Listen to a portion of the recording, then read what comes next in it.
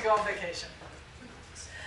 Okay, we've been studying basically Kings and Chronicles, this area here in the books of the Bible. And we've got to the point where last week we introduced the worst king that Israel will have. His name was Ahab. During his reign, there was a prophet named Elijah. And one day Elijah went and visited Ahab. And it appears that they knew each other pretty well. They were friends or something, or at least acquaintances. I don't know if they liked each other. They probably didn't. But Elijah went into the court and he said, Ahab, God is unhappy with you because you are a godless king. You're not godless. You're worshiping all the pagan idols, like your wife Jezebel told you to. So what God says, it's not going to rain until I say it is. And then Elijah left. God told him, go to a brook, and he gave him the name of the brook. Go to this specific place. I want you to stay there, and I will tell the ravens to bring you food. So Elijah went to that brook, and the ravens brought him food and fed him for about 6 months. The ravens brought him food. He didn't have to go hunting. He didn't have to go buy anything. He didn't have to farm or anything like that. The birds came and dropped him food, fed him. But you know what happens to brooks when it doesn't rain? They dry up. So Elijah's own prophecy caused him the problem that he ran out of water. So he couldn't stay at that brook any longer. So God said, I want you to go to this town in Sidon, which was a neighboring country, and I told a widow there to feed you. So Elijah traveled and he went to the country. I'll make it my other flannel because we moved him.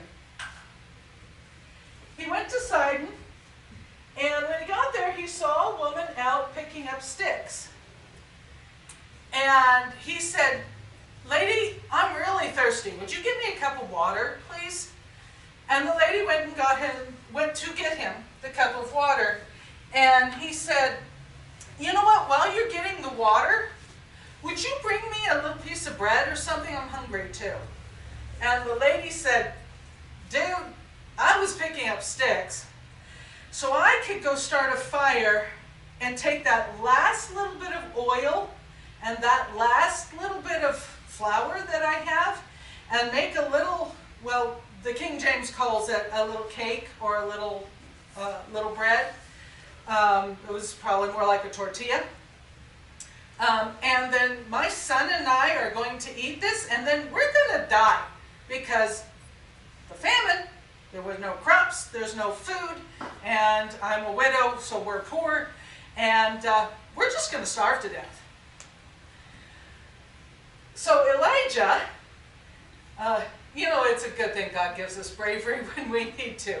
You imagine the bravery. He told her, that's okay, but make a little cake, a little tortilla for me first, and feed me, and then make one for you and your son who are going to starve to death. Except you're not going to starve to death. God is going to make sure you always have the flour and the water you need until it rains and the new crops come in. See, God didn't ask this woman in blind faith to do this. And Elijah didn't tell her in blind faith, well, just feed me first and we'll see what happens to you and your son. He told her what would happen if she did this. And she was a woman who believed in God, evidently, even though she wasn't an Israelite. She lived in this different country. She went and she made the bread for Elijah and brought it to him, and then she went and made bread for her and her son. And Elijah stayed with her. And the next morning she got up and she made bread for Elijah and herself and her son. And at lunchtime, she made bread for Elijah and herself and her son. And at supper time, she made bread for Elijah and herself and her son. And this went on for 2.5 years. Every time it was time to eat, there was enough flour and oil to make what food they needed. And God miraculously kept them alive and kept them fed until this famine was over. The famine lasted about 3 years. First of all, God tells us what's going to happen when we obey Him. The Bible is full of, if you trust me with all your heart and don't lean on your own understanding, I will direct your paths. And just one thing and another throughout the Bible, if we do what He says, He will take care of us. David said, I used to be young, now I'm an old man, but I've never seen God's people forsaken or their children begging bread. God does provide for us. Now, sometimes, in fact, most of the time, He provides by giving us a good job. Or He provides by giving us people in our lives that can take care of us. As, 11-year-old children don't go get good jobs in America. God gave you parents who can provide for you. That's how God provided for you. But sometimes He just makes it so that the food is there. Whether you paid for it or not, it just shows up.